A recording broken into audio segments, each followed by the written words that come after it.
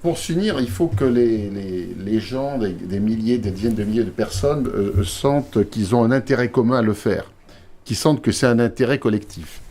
Et moi, je veux saluer le travail que vous faites pour le Covid. Parce que, écoutez, toute la classe politique française et médiatique est complètement mouillée dans cette affaire. Complètement mouillée. Il ne faut quand même pas oublier que pendant des mois et 2 ans, ils nous ont seriné des contre-vérités totales. Il n'y avait rien qui reposait sur des écrits scientifiques. Tout était pipé, que ce soit le Lancet ou les autres écrits sur la pharmacien ou les écrits médicaux. C'était du faux, du faux, du faux. Il n'y a pas eu de crise sanitaire. Il y a eu une opération psychologique de manipulation des foules. Il y a eu une opération mondiale. Voilà, mais non, mais il y a un intérêt collectif parce que... Alors, du coup, comment on fait ? Attends, l'intérêt actuellement des politiques, c'est de nous faire oublier tout ça. Ils ne veulent plus qu'on en parle. Les journalistes qui ont le monopole des mainstream, ils ne veulent plus qu'on en parle. Ils évitent le sujet. Vous vous rendez compte ? On n'en parle pas, ils évitent le sujet. Je suis absolument d'accord. Ils évitent. Or, attendez, mais le sujet, il est non seulement d'actualité parce qu'il y a des milliers d'estropiés, d'infirmes, mais il y a eu aussi des dizaines de milliers de morts. Inutilement de morts. Moi, dans ma famille, écoutez, il y a 3 mois, mon cousin Germain, qui est très très bien, 61 ans, il n'a jamais été cardiaque, vacciné, il est mort d'une crise cardiaque, alors qu'il n'a jamais été cardiaque. Mon oncle viticulteur, alors, on évitera trop parce que je ne sais pas si YouTube va encore continuer encore dans des siennes. Donc, attention.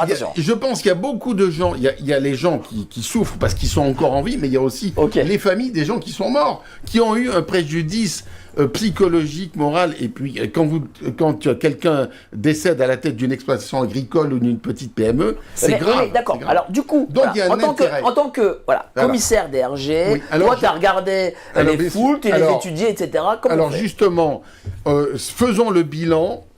On a tous eu un préjudice dans le pouvoir actuel, qu'il soit par le Covid, par les agriculteurs, ou globalement par le fait que, par exemple, on paye tous plus l'électricité parce qu'on achète maintenant de l'électricité à l'Allemagne, alors qu'avant on en vendait à l'Allemagne, parce qu'on achète du pétrole beaucoup plus cher aux États-Unis alors qu'il était moins cher quand on l'entendait à la Russie. Il y a un préjudice collectif important si on réfléchit à la situation. Et pour réfléchir à la situation, il n'y a que les gens comme nous, on peut avoir une libre parole, on peut critiquer, alors que sur les autres, c'est du politiquement correct, on évite les sujets qui fâchent. Donc il faut qu'on arrive à susciter dans les opinions, les couches les plus larges possibles, un sentiment d'intérêt collectif. Par exemple, l'Europe, globalement, faisons le bilan. Chaque année, c'est toujours plus négatif. Bien sûr. Il faut en sortir de cette Europe. Il faut sortir aussi de l'OMS. Il faut sortir de l'OMS parce que les traités qui vont en signer, par exemple, la déclaration des pandémies à Genève, vous savez, vous avez suivi ça attentivement. Il suffirait que l'OMS déclare une pandémie pour qu'on soit tous encore obligés d'aller dans des vaccinodromes. Donc, il faut, sur 2-3 idées simples, en disant, voilà, regardez quel est le bilan, en quoi vous avez été perdant, eh bien, pour ne plus que ça se reproduise à l'avenir, rassemblez-vous autour de 2-3 thèmes simples pour que l'avenir de la France, parce que le présent, il n'est pas désespérant. Au contraire, je pense que la situation de désintégration et de délitement économique de la France est porteur d'un rebond. Alors, si c'est pas de Villepin, il y aura quelqu'un qui sortira, un homme, une femme. Non, bien évidemment. Mais quelqu'un d'autre. T'aimes bien de Villepin ? Non, je n'aime pas. Non, je veux bien aller vite. Non, mais ça peut pas nécessairement être lui. Ça peut être quelqu'un qui sortira pour rassembler autour de lui. Alors du coup, alors très bien. Mais du coup, faut attendre 2027, c'est ça, si je comprends bien. Non, pas du tout. Je me permets de mettre sur la table une proposition que j'avais déjà faite, mais qui me semble il faut toujours prendre l'exemple de l'histoire. L'Italie était le pays le plus divisé du monde, de nombre de partis politiques. On a fait des gouvernements avec 7 partis politiques, qui ne valaient rien, mais pour arriver à des majorités. Ensuite est arrivé le mouvement 5 étoiles. Le mouvement 5 étoiles est une vraie... Je l'étudie sur un plan sociologique, politique. Pourquoi ?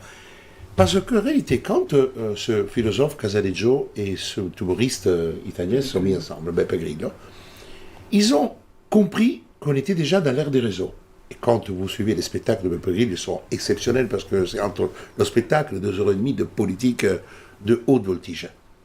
Et l'idée de réunir les gens autour de 5 points fondamentaux, parce que le mouvement 5 étoiles, c'était 5 idées. C'était l'énergie, le transport, l'eau.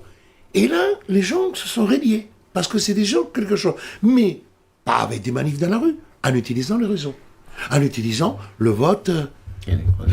Et tout ça, ça a généré un mouvement. Après, il a dérapé, parce que quand on commence à goûter le pouvoir, ça fout la merde. Maintenant, Conté élimine Beppe Grillo, Casaleggio est décédé, et le Mont 5 étoiles. Mais ce laboratoire-là est très intéressant parce qu'il a créé, effectivement, un retour d'un clivage gauche-droite, avec 2 grands pôles. C'est pour ça qu'aujourd'hui, Giorgia Meloni est très stable, parce qu'avec 34% et le reste, avec 3 partis, avec Forza Italia, elle arrive à gérer. Mais en tenant compte aussi de ce qui s'est passé dans l'histoire. Et c'est inspiré en partie, sur certains points, de ce que le mouvement 5 étoiles avait fait. Donc ça veut dire quoi? Ça veut dire qu'aujourd'hui, si nous voulons changer les choses, et on ne sait pas en amenant les gens dans la rue en se faisant canarder. Le mouvement 5 étoiles n'est pas arrivé au pouvoir avec le canardage. Il est arrivé par ce travail de réseau. Le mot réseau, entendu pas les réseaux sociaux américains, mais le mot réseau entendu comme créer du réseau, créer du lien. Le réseau, c'est créer du lien. Donc, en réalité, si nous suivons ces messages-là, le problème qui se pose, c'est que maintenant que je révèle à haute voix une stratégie pour arriver au pouvoir, ils feront tout le possible pour nous priver.